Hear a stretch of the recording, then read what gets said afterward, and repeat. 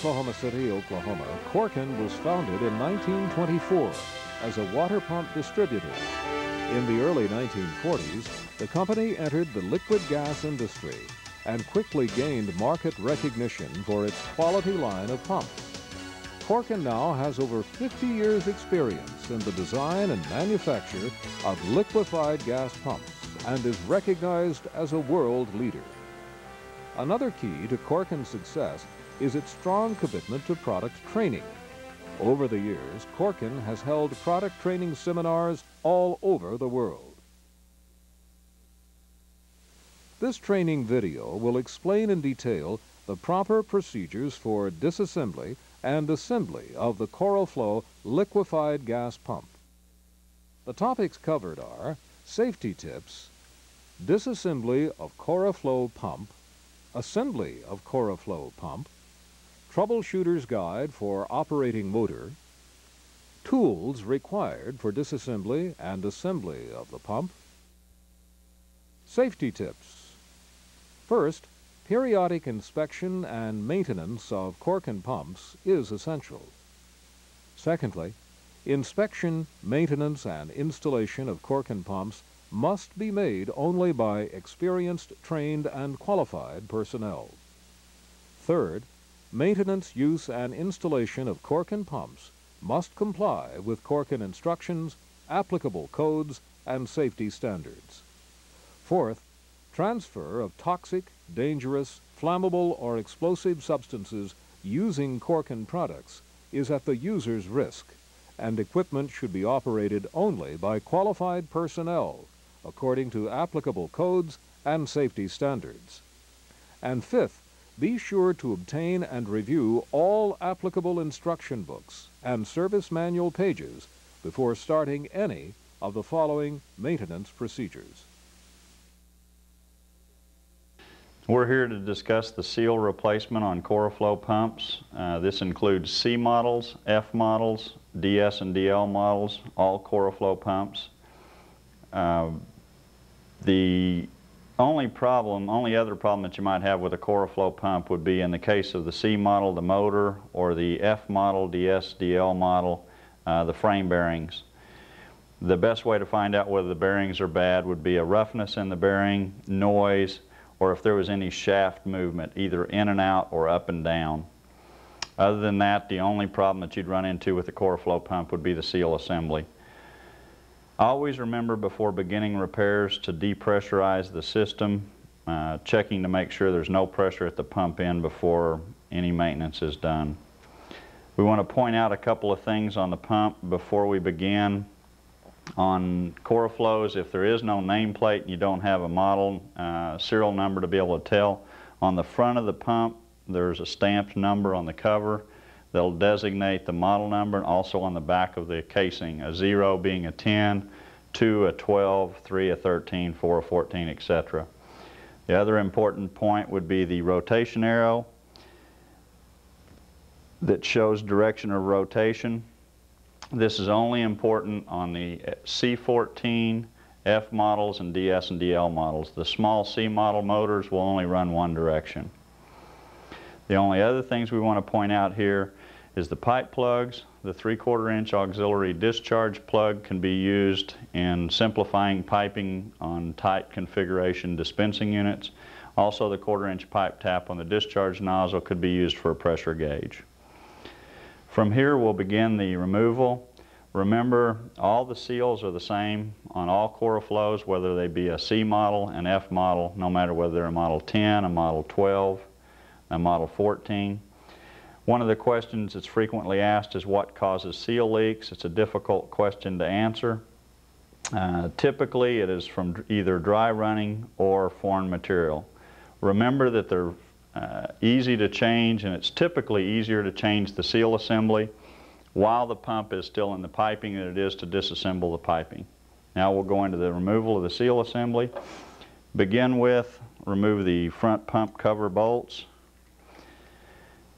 Again, before any work is done to the pump, be sure that the system has been depressurized and checked so there's no potential hazards.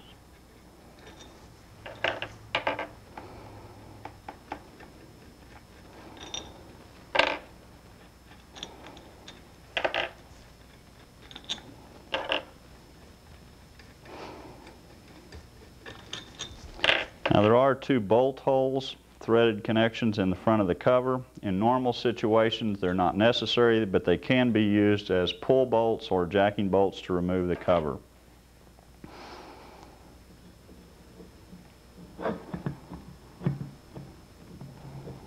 When you remove the cover, you'll note an O-ring that seals the cover to the casing, and also shims. The shims are used for impeller clearance, and we'll discuss those at a later point.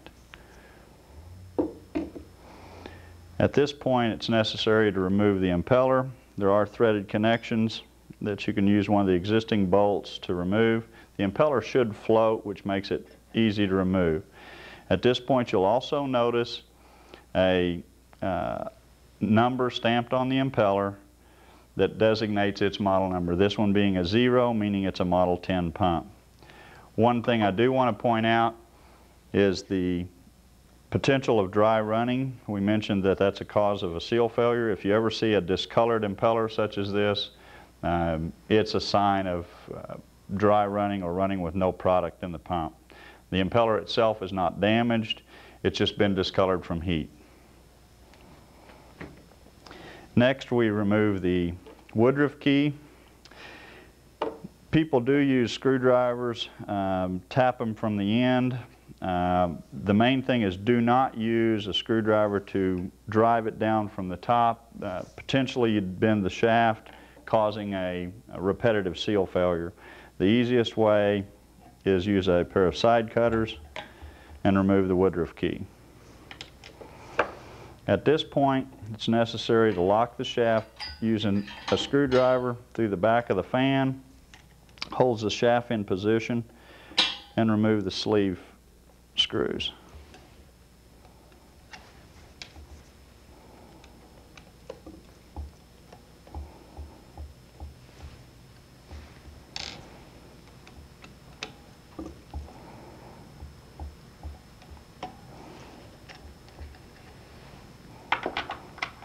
This gives you the seal clamp ring along with the screws. Next, it's necessary to remove the locking pin. The easiest way would be to rotate to 6 o'clock position, compressing the sleeve and removing the pin. This pin locks the sleeve to the shaft. At this point, remove the sleeve assembly along with the follower and follower O-ring. It's necessary to remove the nameplate. In order to remove the housing, bend the nameplate back using a flat blade screwdriver and remove the seal housing. Locate the shims behind the housing and set aside. And next, it's necessary to remove the metal stationary seat part of the seal. It can be done by lightly tapping the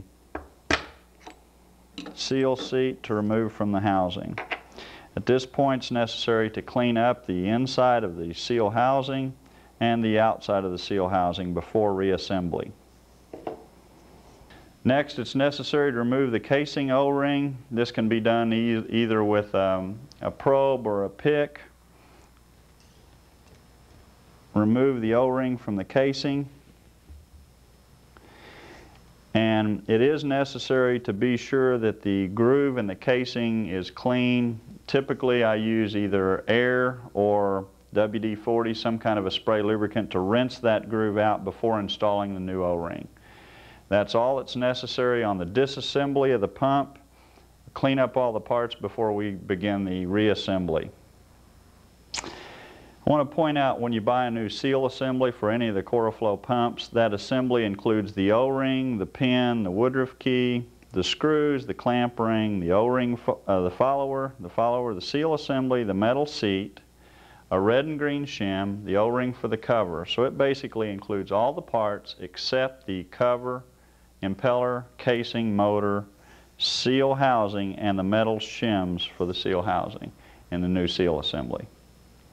We begin the reassembly of the pump, again being sure that all parts have been cleaned properly before the rebuilding process. We begin by installing the O-ring in the back of the casing. This can be done by feeding the O-ring in with one hand into the groove and then working it around with the other hand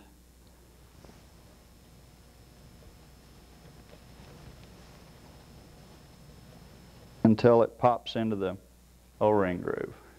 Once that O-ring has been installed, it's a good idea to rinse it off with a spray lubricant before installing the seal housing. Next, we'll be installing the seal seat into the housing. Again, be sure that the housing has been cleaned on the inside and the outside diameter. There's a locating pin in the back of the seal housing that must align with the notch in the back of the seat. This can be done in various ways, although the easiest that I've found is by using a either wood or plastic handled screwdriver protecting the seal seat. Lightly lubricate the seat, installing it with the notch side up, and install the housing over the top to visually get alignment. Once the seat has been installed in the housing, you're prepared to install it, remembering to reinstall the metal shims that were removed during the disassembly process. This will compress an O-ring. If you're concerned on whether it's fully to the back, you can install a screwdriver, again against the flange, not against the metal seat. Next is installing the seal assembly sleeve along with the O-ring and follower. Taking the rotating carbon with its O-ring, lightly lubricating, install it onto the spring. Rotate the pump shaft to where the pin location is at 12 o'clock, installing a screwdriver to lock the shaft in position and sliding the assembly over the shaft while watching pin notch location. Next, we install the seal locking pin by compressing the sleeve assembly and installing the pin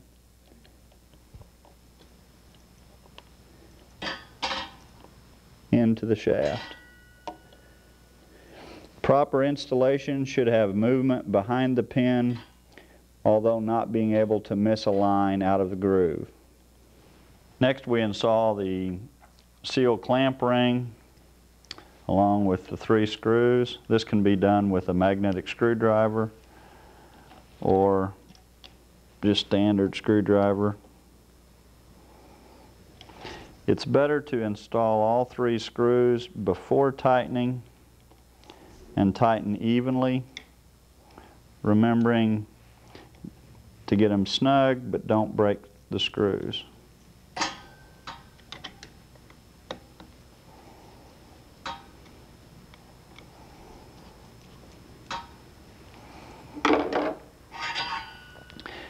Next, we want to install the Woodruff key or impeller key.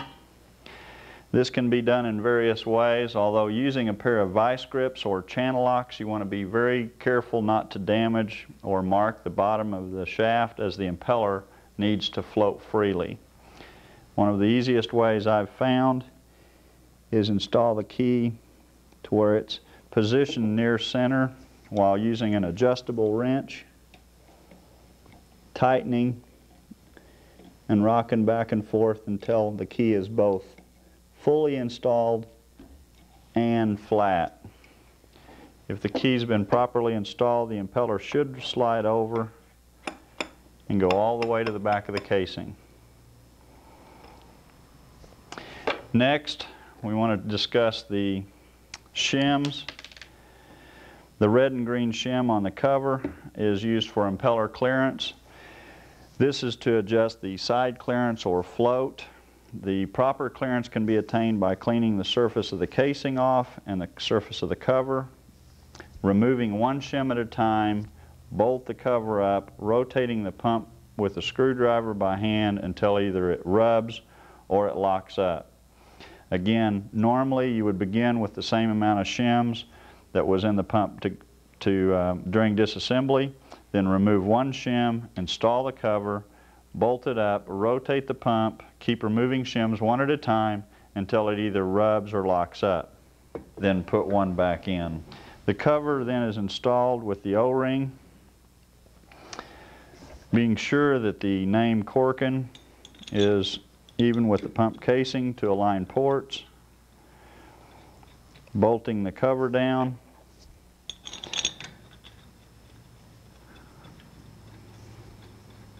it is O-ring sealed, so it's not necessary to torque, although be sure bolts are tightened.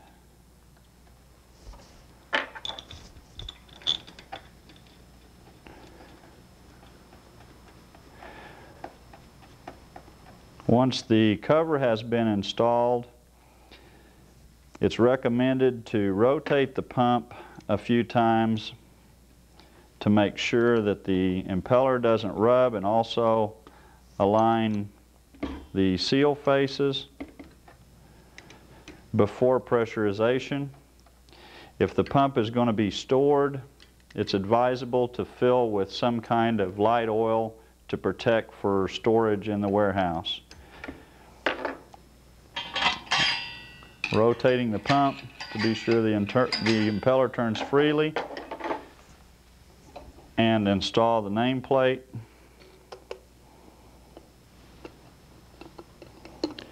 And that completes the process of the seal assembly change. The following information is a troubleshooter's guide for operating the Coro-Flo pump motor. If the pump is making noise, there are three possible causes. First, you may have a bad bearing that needs to be replaced. Secondly, you may have a bad coupling that needs to be replaced. Or thirdly, your coupling may be misaligned, so you should realign the coupling. If you have a seal leak and there is a shaft movement either in and out or up and down, the bearings are bad and must be replaced. If you have problems with the motor overloading, there are four possible causes. The first cause might be misapplication of the pump. We suggest that you review the pump curves and confirm required horsepower. The second cause could be that the wire size may be too small. See Service Bulletin number 44 for more information about this subject. The third possible cause is that the pump may be wired for standard amperage for a C12 motor. Refer to the nameplate for the proper service factor amps. Cause number 4 could be that the pump may have the wrong heater element. Confirm proper heater element size and install. If the motor will not operate below freezing, condensation may be forming in the motor. Periodically operate the motor for a few minutes while bypassing. Tools required for disassembly and assembly of the pump. A 1/2-inch wrench. B, a Phillips screwdriver, number 2. C, a number 2 flat screwdriver. D, a diagonal cutting pliers. E, a 12-inch adjustable wrench. F, 320 to 400 grit emery cloth. G, an O-ring pick. And H, spray lubricant or light oil. Guides for installation. Refer to the guide to the liquefied gas pump installation, which may be obtained by Corken or your Corken distributor. Guidelines for proper bypass valve settings. Refer to the instruction booklet on bypass valves. Corken is committed to providing product training for its distributors and end users.